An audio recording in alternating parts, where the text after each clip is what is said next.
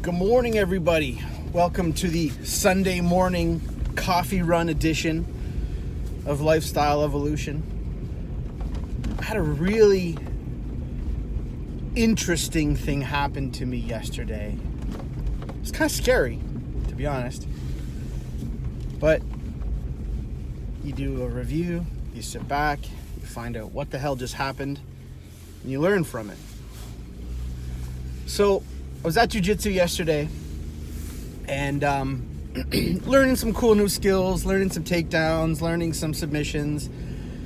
You know, I'm still probably at a 2 out of 100 in terms of the things that I should know. But in terms of where I was a couple months ago, I'm like light years ahead of where I was. More things, more techniques, more if he does this, I should do this kind of thing. And I was getting my ass handed to me in class.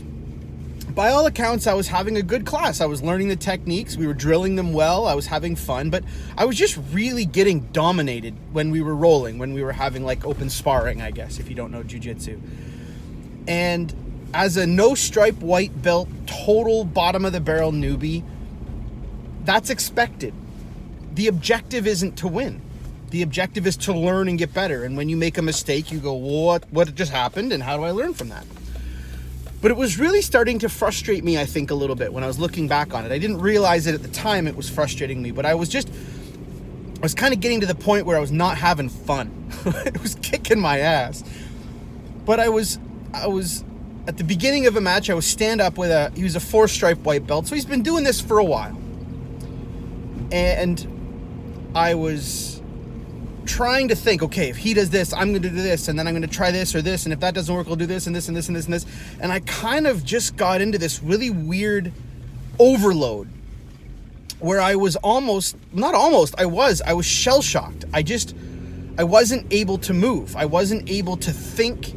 It was like my brain, it's like when you have 900 tabs open on your browser and everything just slows down and grinds to a halt. And that's what happened to me. And it was a really uncomfortable feeling because my brain went, you're in a fight and you're going to get your ass kicked. You better run. And it did trip my flight mechanism. It was like, get out of this fight. So, you know, he was a good dude I was sparring with. And I just said, you know what? He was just throwing me around. And I said, I got to stop. I'm not thinking. I'm not defending myself. I'm not learning. Just give me a minute. So I took the next round off and I sat down just quietly in the corner. A few guys like, you okay? I'm like, I'm okay. I'm just chewing on something. And I wanted to experience this feeling. I wanted to, because I've not been in many fights. Like I've been a bouncer and I've been in a few situations like that. But squared up, man to man, I want to kill you, you want to kill me. I haven't been in any of those. So I just sat back and I was really chewing on it. And I was thinking about it. And I was processing it, and I wanted to feel what that felt like because it was a really uncomfortable feeling. It was scary.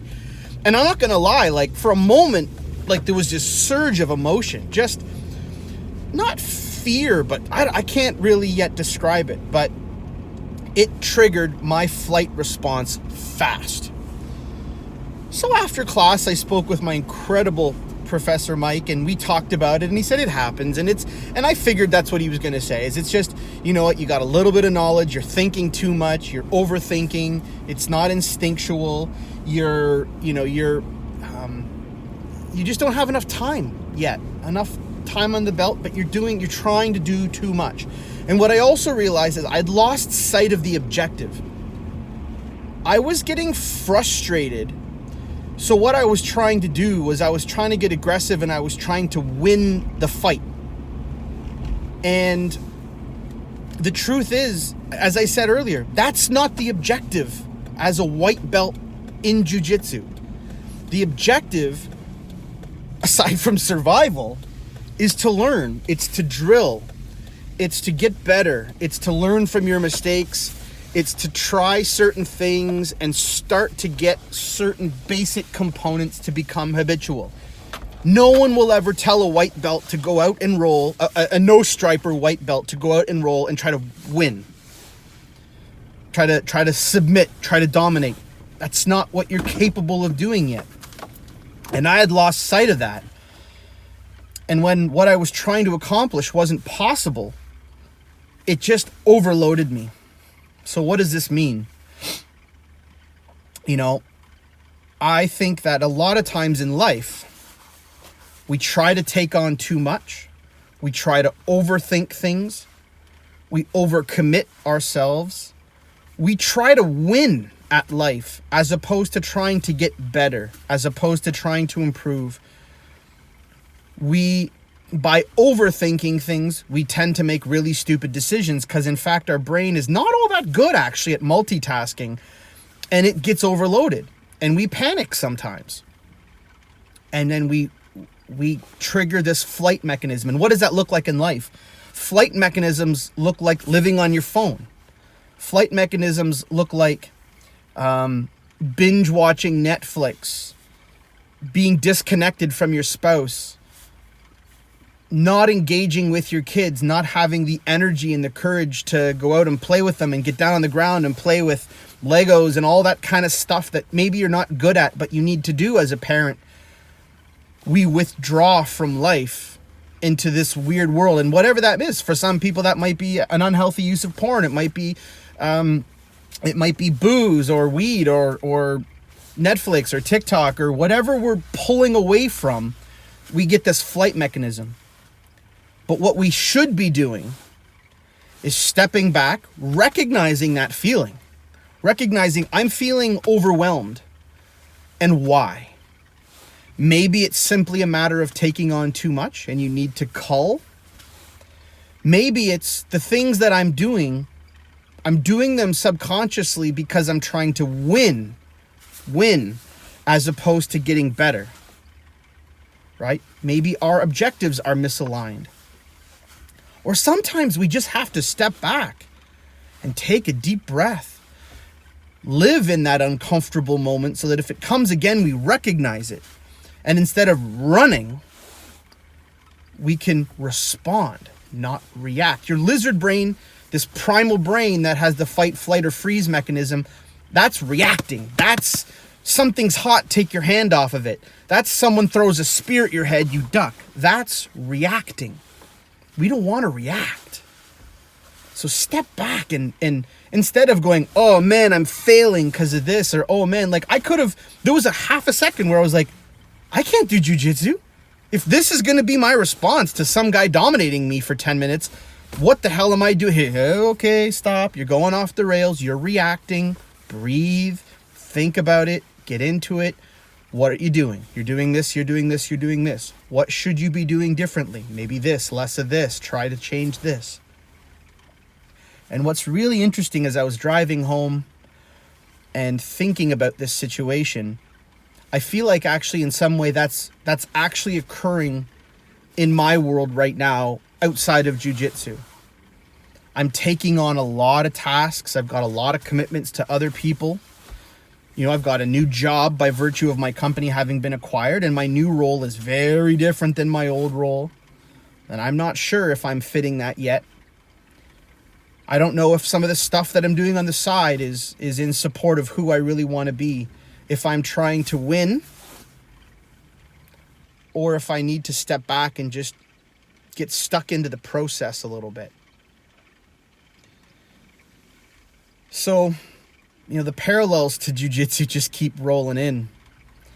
But if your flight, like I said, flight doesn't mean you do a runner and you leave your family. I mean, some people do that, but that's not necessarily flight.